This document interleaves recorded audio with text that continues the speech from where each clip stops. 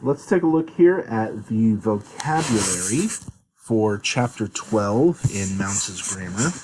And what I'm going to do is I'm going to go through these words. I'm going to try to give you any mnemonics that I have. And I'm going to try to give you maybe some examples of English words where we can see the Greek roots here come over into English. So this first one, we've got ion.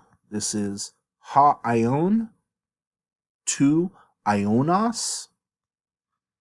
And I think we had before, earlier in a vocabulary list, the adjective ionios. That's based on this noun, ion. Okay? So whatever mnemonic you had for ionios, ion is the noun form. And so instead of eternal or everlasting, this just means eternity, the noun eternity, or it could just refer to a very long period of time, an age, like an epoch or something like that. So you can still kind of hear that word eon in here, ion, eon. Pronunciation's a little bit different depending on what period of Greek that you're talking about. But if you remember eon here, that will help you get age or eternity. All right. Next one, didaskalos, ha didaskalos, to didaskalou. And actually, this would be more like to didaskalou, I think. That long ending is going to pull the accent mark closer to the end, so to didaskalou probably. But ha didaskalos is teacher. So a lot of times in the Gospels you will hear Jesus referred to as a teacher, and the word there is didaskalos. You may have heard of an early Christian document called the Didache. The Didache, that's the Greek word for teaching, and it's related to the word didaskalos. You can see that dida prefix here. It's not a prefix, but you can see that dida in didache and didaskalos. All right. James 3:1 says, not many of you should be teachers or should desire to become teachers, however you want to translate that. That is me poloi didaskaloi genesthe. All right, next one we've got euthus. Euthus is a very common, or it's most well known for its occurrence in Mark's Gospel. It's very common in Mark's Gospel, relatively speaking. It means immediately. It can mean sort of, eutheos would be the adjective form of this. Euthus is an adverb. Eutheos is an adjective, would describe something as straight or quick even. Next we have heos. Heos can mean a few different things. As a conjunction, joining two clauses together, heos can mean until something happens. Or as a preposition, if it has an object, it can mean as far as. So he ran as far as the sea, or he ran as far as the mountain, like basically the point to which he ran. An important thing to realize is when we use until or as far as in English, we often have the idea that the activity carries on, but it ends at the object. So if we were to say he ran as far as Canada, a lot of times it's the idea that he ran to Canada and stopped. But that would be he ran to Canada. Heos means he ran as far as Canada. It doesn't necessarily mean that he stopped there.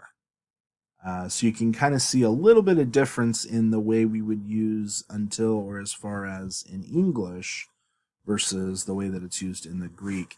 And that's why there's a lot of, not a lot of debate, but if you ever talk to someone in the Greek Orthodox Church especially, who, like the Catholics, will believe in the perpetual virginity of Mary, they will argue based on the fact. Well, actually, now that I think about that, I'm not sure whether or not the Greek Orthodox Church believes that. I think they do, but I'm not certain about that. I say Greek because the Greek Orthodox Church is going to be using the Greek New Testament, whereas the Catholic, not that they don't use the Greek, but usually you think Latin more often than Catholics. But this idea of heos, they're going to argue heos doesn't mean that Mary did not take a husband until Jesus was born. That doesn't mean that once Jesus was born, she took a husband. That means that even until he was born. So anyways, that's real. I'm just trying to think of framework I can give you for where to put this word in your brain. It's related to that sort of a debate. Other uses of heos.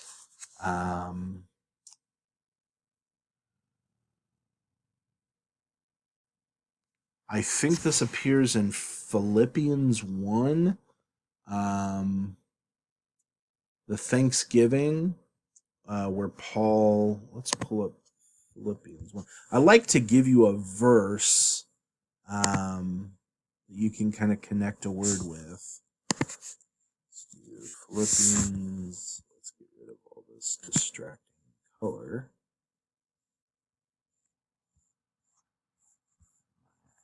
There we go. Let's see here. Oh, nope, this is Ahri. That's a different one. Let's just do a quick search for. Actually, a better way to do this would be here.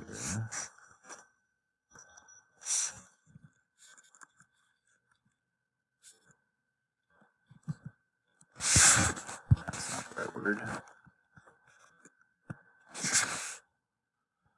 Alright, yeah, till, until, as long as, while.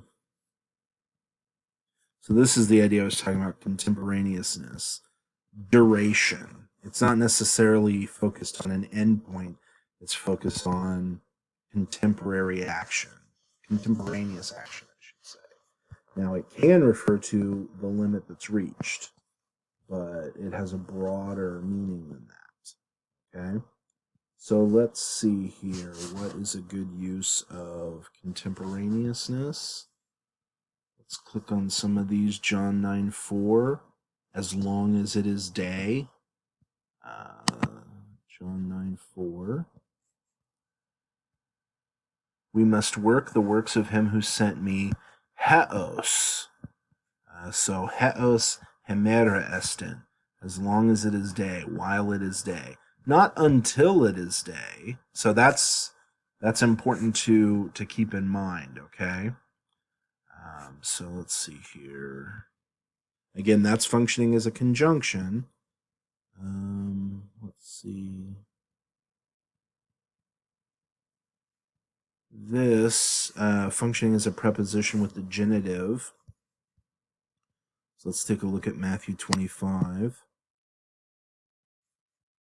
Come to terms quickly with your accuser while, is this it? Yeah, while, heos, while you're on the way to court. So what is the Greek there? Matthew 5:25.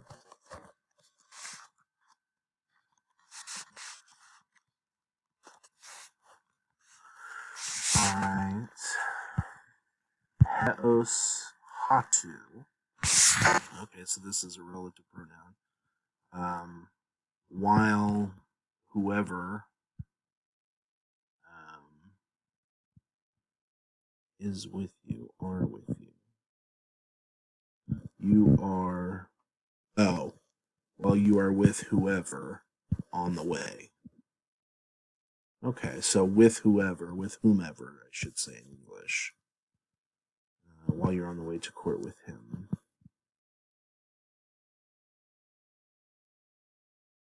Yeah, it's a bad example because it's really convoluted syntax there. What was the other example?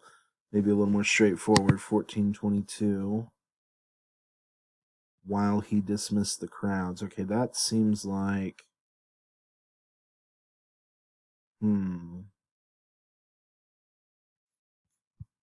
Pull that up. 1422.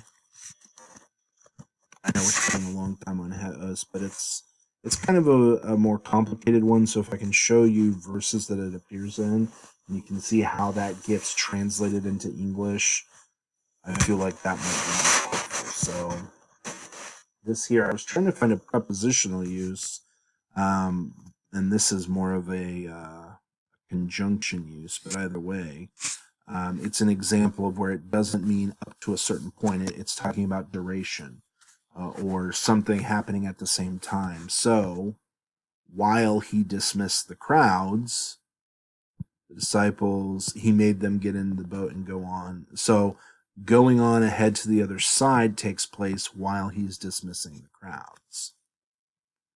So here, heos who. Heos who, this is another the who here, this phrase functioning together, heos who, kind of affects the meaning of heos. When you have these two words occur together, they kind of affect the meaning of each other. Change, not change, but like define each other better. So I don't know that that's going to be too helpful. But I just wanted to give you some scriptures to kind of keep in mind as you're learning that particular word here. All right, so next one, mathetes, ha mathetes, disciple. This is another example. I spoke about this, I think, when we did lesson 10, chapter 10 on third declension. There are some, this is a first declension noun. The stem itself ends in eta. All right, but it's masculine. Okay, so this is something to keep in mind. There are some you can't always tell by the case ending. It is important to memorize the actual article with the word itself to help you keep the gender straight. So here we have ha mathetes, or tu mathetu in the genitive singular. It's the word for disciple. So the 12 disciples would be hoi dodeka mathetai. All right? Disciple. And really what it means, I mean, we use the word disciple. Disciple in English, that word actually comes from the Latin word discipula. If you wanted more of an English word that doesn't come through Latin, you could just use the word learner. So mathetes is a person who learns. That's a learner. Okay? And you might think of, if you're going to do that, you might think of a mnemonic like, you see math here, so someone who learns math would be a mathetes. That's just, an example off the top of my head, but you might be able to find some better mnemonics there. All right, men. Men is a difficult one. This is a particle. It also functions as a conjunction in different ways. It's really hard to kind of get your head around what men means, but often men will occur in a pair with the word de. And let me give you a couple examples of how this works. All right. So let's go here to, I like Mark as examples because Mark is pretty simple grammar and syntax. So 1421.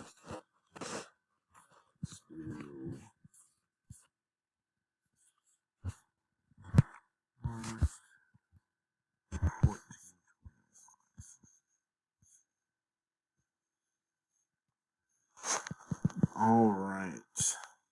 So here, now another thing to keep in mind, Men like de is another example of what's called a post-positive.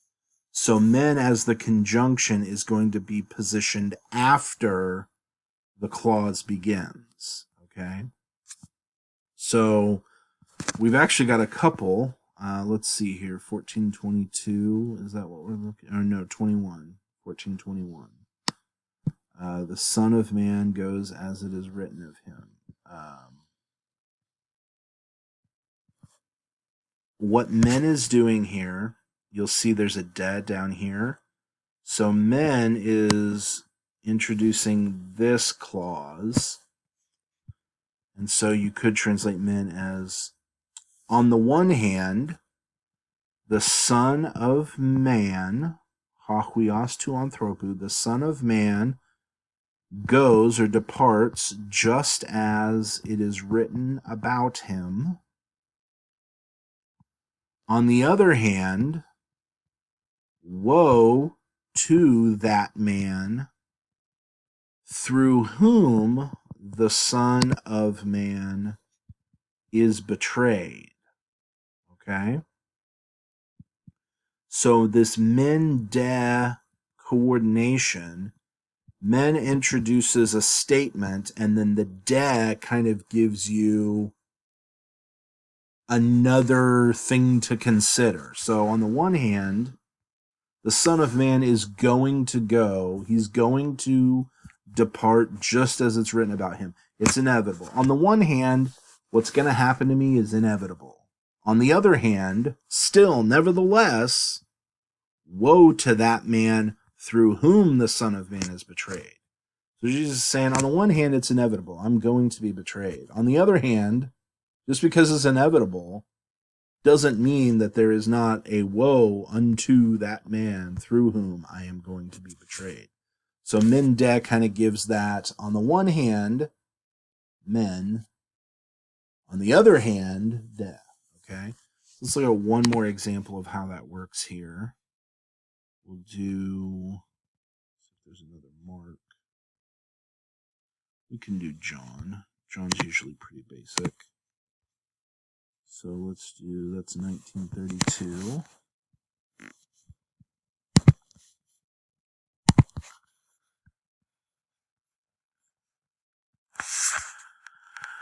All right. This is actually a different function. So here, like we saw, it can mean, on the one hand, that's when it's functioning with de in a pair, but it can also mean indeed as sort of an intensifier.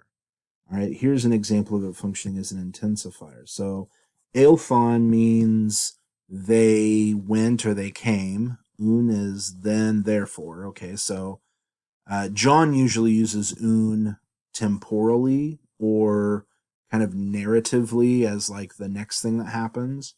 So in John, you'll often translate un as then, but that's sort of a unique use, not unique to John, but John does it much more frequently than other New Testament authors do. So then, hoi stratiotai, this is the soldiers. Then the soldiers came, and to protu,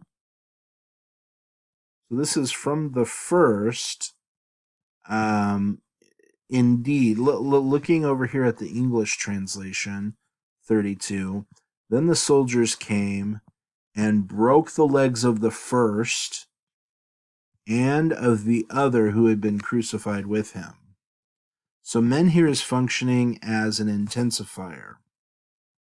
The soldiers came and broke the legs of the first one, the first person who was crucified with Jesus, and the other who had been crucified with him. So men here is almost introducing intensity, you might say maybe surprise. Then the soldiers came, and indeed they did in fact break the legs of the first and the other who had been crucified with him. But, and this may be, so it may actually be a mende here. On the one hand, the soldiers came and broke the legs of the first and of the other who were crucified with him. On the other hand, coming upon Jesus, they saw that already he had died. When they came to Jesus, they saw that he was already dead. So they did not break his legs. So here you do still have that mende pair. It's just stretched over a couple verses. So men, on the one hand, the soldiers broke the legs of the first and the other person crucified with him. On the other hand, coming upon Jesus, they saw that he had already died. And they did not break his legs. All right? So that's just an example of, goodness, where am I going? Here we are. An example of how men can function. This is an unusual one. Just kind of keep this in your mind. It can have that men-de relationship, or it can be used as an intensifier. All right, next one. Medes, medemia, meden. You may notice this is really similar to udes, udemia, uden. Depending on the context, sometimes Greek is going to use the me instead of the u. So this is almost a freebie. You already know this from udes, udemia, uden. But here me, the other negative particle, gets attached to it. Monos, mone, monon. This is the adjective for only or alone. So I use a lot of examples from James. I'm going through James right now, and monos appears in chapter 2, sort of the famous, I think this is the last verse, actually, of chapter 2, 226, that controversial discussion of faith and works in James, where he says, 226 says something like,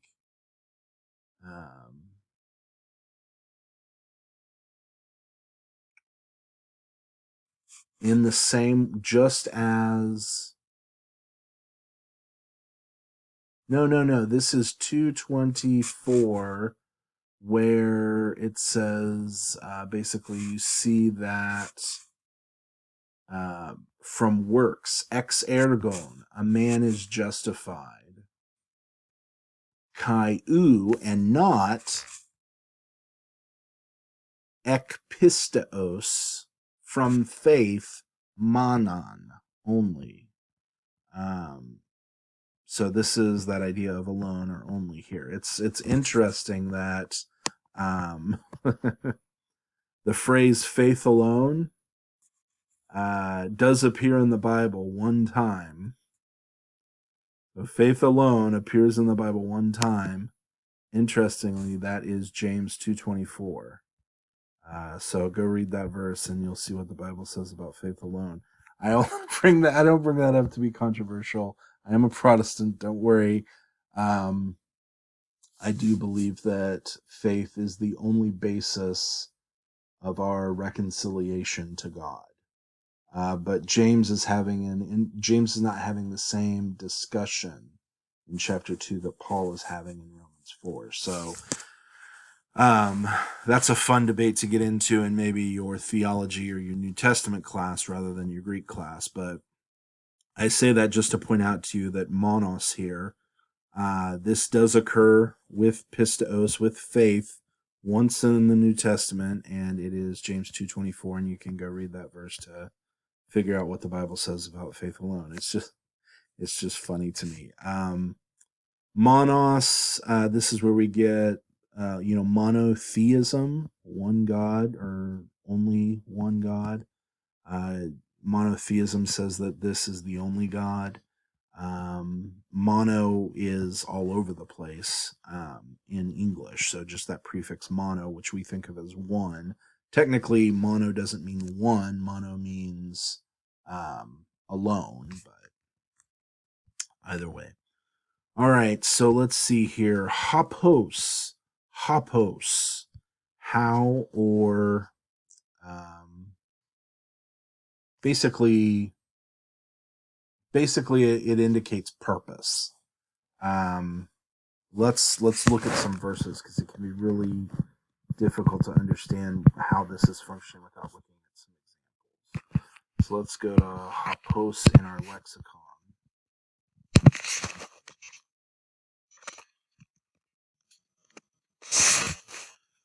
All right. So it can mark the manner in which an event develops. An example of that would be here in Luke 24:20.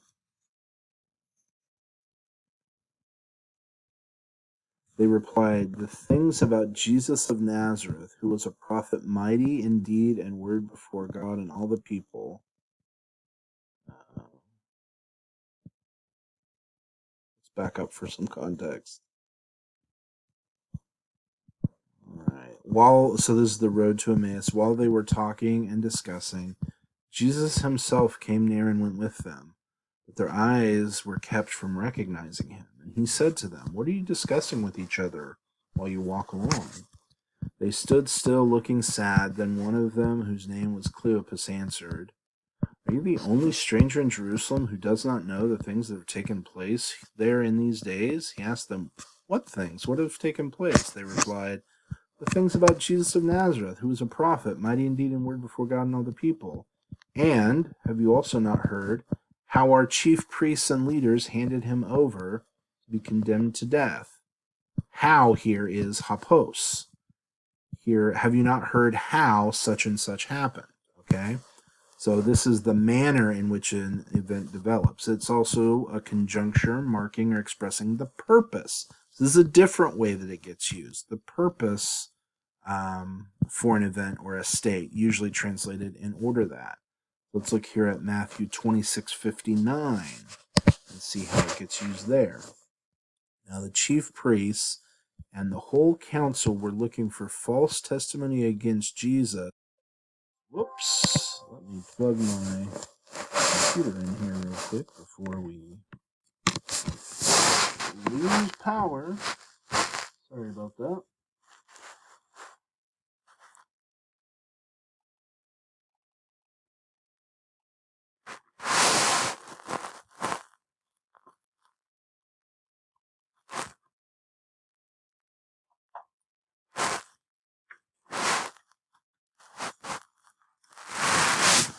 All right.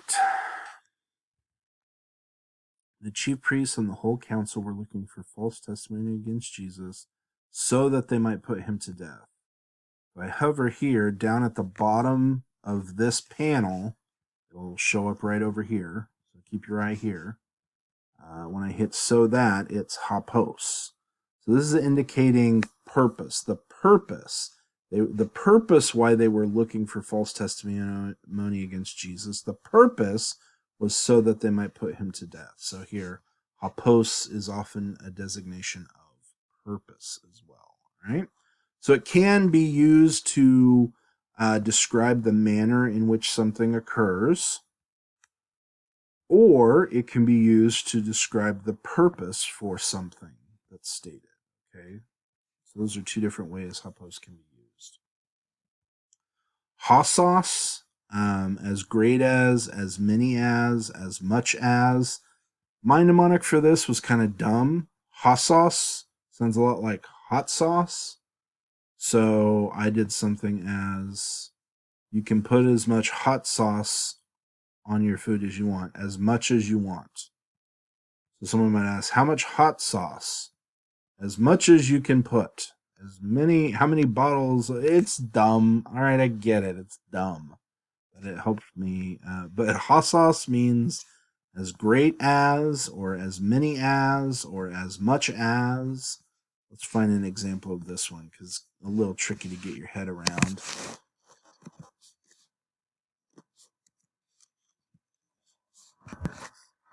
Hot sauce. All right, so let's see. Revelation 2:16. The city lies foursquare, its length the same as its width. He measured the city with his rod, 1,500 miles.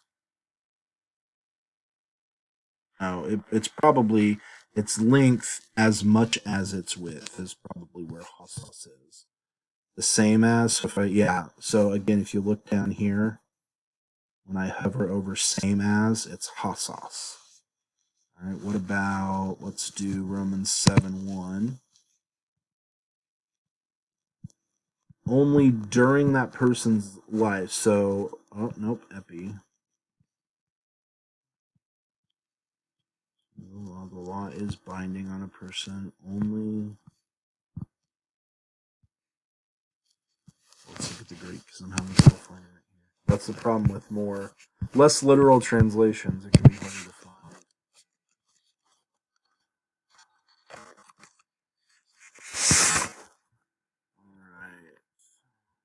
All right. Okay, so F upon as long as, or upon as much time as he lives. That's literally what this says. Or are you ignorant, brothers? Or you could say, are you ignorant? Or you could say, or do you not know, brothers? For Gnoskusen. This is, oh, okay. This is actually, for I am speaking to those knowing the law. Do you not know that the law is lord over a man for as much time as he has? So often your translation isn't going to have as much as, it's going to have as much something as great something as much time as he lives. That's literally what this says here. Okay, maybe one more example of Hassas. Let's do 1 Corinthians 7:39. Yeah, the same thing. A wife is bound as long as her husband lives. Galatians 4:1. As long as they are minors. Let's look at the Greek code. Galatians 4.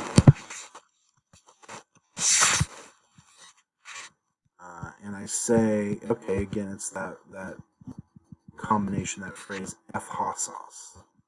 So this is for as much time as the heir is napios. He translates, or this gets translated as minors, but it doesn't necessarily mean minors. It means basically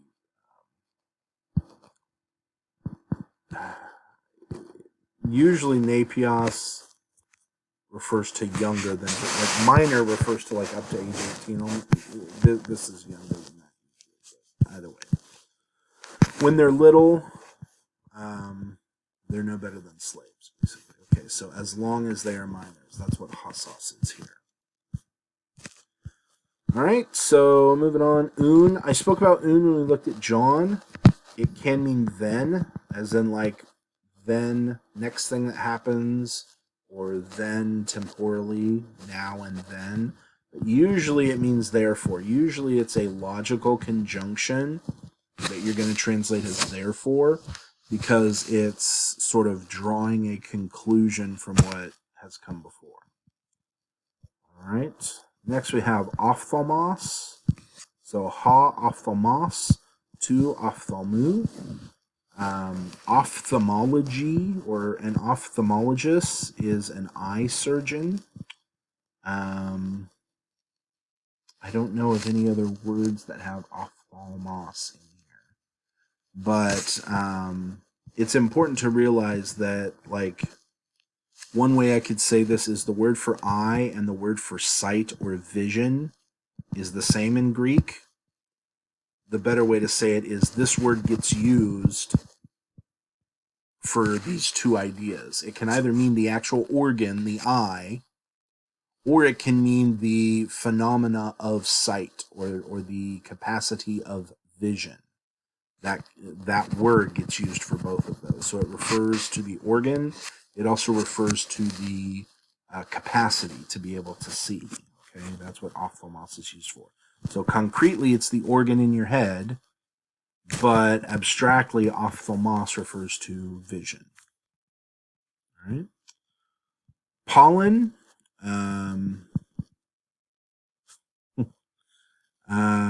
I don't have a good mnemonic for this. If you have seasonal allergies, you might see pollen and think, "Oh no, I'm going to sneeze again." You know, that's pretty bad, but that's what I got off the top of my head. Pollen just means again. Pretty straightforward. So I think that's technically an adverb, but you can almost universally translate pollen as again. Pus, hapus, or tu pados. This is the word for foot. This is where octopus comes from. Octopus, the word for foot. So octopus is going to be 8-footed. Octopus. Podiatry comes from the same root here. Podos, podiatry. All right. Next and finally, we have huper. So in the genitive, you'll see that when the preposition takes a genitive, these tend to be more conceptual or logical meanings, in behalf of. When it takes the accusative, these tend to be more locative or spatial kind of relationships. So who pair with the accusative means above. It's positional. Who pair with the genitive is more of the conceptual idea of in behalf of. Sometimes this can even maybe go as far as like as a substitute for. All right. So that's it for chapter 12. I know this was a long video, but I wanted to try to give you some broader definitions and try to give you some actual Bible verses where some of these words are used, just to kind of help you anchor them a little bit better in your mind. So if you have any questions about any of these, send them my way, but hopefully they're pretty straightforward. I understand that some of these particles can be really difficult because they're so short and there's so much information that you have to attach to that very short word. But just keep drilling it, okay? If you can get a mnemonic together, it's great, but sometimes it's hard to do. So just keep drilling them until it's, it's in your head and into your long-term memory. All right. Thanks so much, guys. Take care.